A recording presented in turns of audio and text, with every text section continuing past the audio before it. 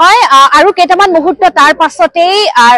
কইনাধৰাৰ যি ৰাজ্যিক অতিথিশালা আছে সেই অতিথিশালাত দুই ৰাজ্য অৰ্থাৎ অসম মেঘালয়ৰ অসমৰ মুখ্যমন্ত্ৰী হিমন্ত বিশ্ব শৰ্মা আৰু কনৰাড চাংমা মেঘালয়ৰ মুখ্যমন্ত্ৰী তেওঁলোক দুজনৰ মাজত এক গুৰুত্বপূৰ্ণ বৈঠক অনুষ্ঠিত হ'ব আৰু য'ত দুটা গুৰুত্বপূৰ্ণ বিষয় সন্দৰ্ভত আলোচনাত মিলিত হ'ব আৰু কিছু সময়ৰ পূৰ্বে এই কইনাধৰাত প্ৰৱেশ কৰিছে মেঘালয় মুখ্যমন্ত্ৰী কনৰাড চাংমাৰ বিশাল কনভয় আমি সেই দৃশ্যখন আপোনালোকক দেখুৱাইছো আৰু কিছু সময় পাছতে মুখ্যমন্ত্ৰী ডক্টৰ হিমন্ত বিশ্ব শৰ্মা আহি ইয়াত উপস্থিত হ'বহি আৰু বিশেষকৈ চৰ্চিত এটা বিষয় যে গুৱাহাটীৰ কৃত্ৰিম বানে যেনে ধৰণৰ তাণ্ডৱৰ সৃষ্টি কৰিছে গুৱাহাটীত কৃত্ৰিম বানৰ যেনে ধৰণৰ সংহাৰী ৰূপ জলপ্ৰলয়ৰ সৃষ্টি কৰিছে ইয়াৰ অন্যতম মূল কাৰণ হিচাপে মেঘালয়ৰ পাহাৰেদি বৈ অহা পানীক দোষাৰোপ কৰিব বিচাৰিছে অসম চৰকাৰ লগতে কিছুদিনৰ পূৰ্বে মেঘালয় কিন্তু অসম চৰকাৰক এই ক্ষেত্ৰত দোষাৰোপ কৰিব বিচাৰিছিলে গতিকে এনে ধৰণৰ সমস্যাসমূহ সমাধানৰ ক্ষেত্ৰত যদি আলোচনা নহয় তেনেহলে অদূৰ ভৱিষ্যতে এই সমস্যাৰ গুৰুত্বৰ ৰূপ ল'ব নগৰ উন্নয়ন দপ্তৰৰ যি মন্ত্ৰী আছে জয়ন্ত মল্ল বৰুৱা সেই জয়ন্ত মল্ল বৰুৱাই প্ৰতি সময়তে কৈ আহিছে বিশেষকৈ বিগত সময়খিনিত কৈ আহিছে যে এই গুৱাহাটীৰ কৃত্ৰিম বানৰ অন্যতম মূল কাৰণ হৈছে মেঘালয়ৰ পাহাৰেদি বৈ অহা এই পানী আৰু যি পানীয়ে জলপ্ৰলয়ৰ সৃষ্টি কৰিছে গুৱাহাটীত গতিকে মেঘালয়ৰ যি পাহাৰ কাটি বন ধ্বংসযজ্ঞ কৰিছে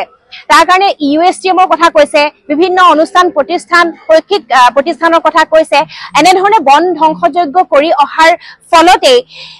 তীব্ৰ গতিত মেঘালয়ত বৰষুণ হলে পাহাৰেদি পানী বৈ আহে যাৰ ফলত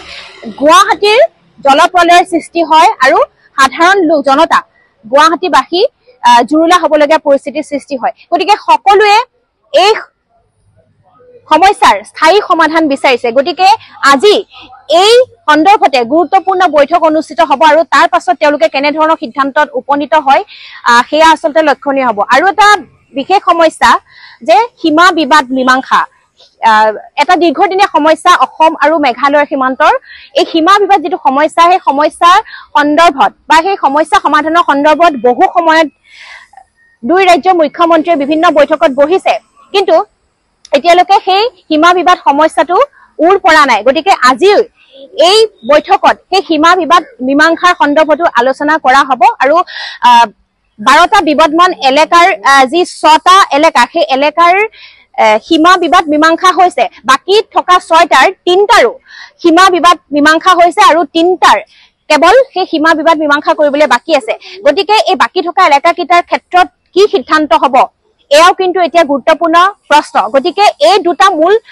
বিষয় বিশেষকৈ গুৱাহাটীৰ বানপানীৰ সৃষ্টি মেঘালয়ৰ পৰা বৈ অহা পানীয়ে যেনে ধৰণে গুৱাহাটীত জলপ্ৰলয়ৰ সৃষ্টি কৰিছে সেই সন্দৰ্ভত কিন্তু বেছিকৈ গুৰুত্ব দিয়া হ'ব এই বৈঠকত কাৰণ শেহতীয়া যি বান পৰিস্থিতি সেই বান পৰিস্থিতিৰ লক্ষ্য ৰাখি অসম চৰকাৰে এই বিষয়টোত বিশেষভাৱে গুৰুত্ব দিব বুলি ইতিমধ্যে আমি জানিব পাৰিছো গতিকে কিছু সময়ৰ পাছতে দুই ৰাজ্যৰ মুখ্যমন্ত্ৰীৰ মাজত এই গুৰুত্বপূৰ্ণ বৈঠক অনুষ্ঠিত হ'ব আৰু কিছু সময় পূৰ্বে কনৰাড চাংমাৰ বিশাল কনভয়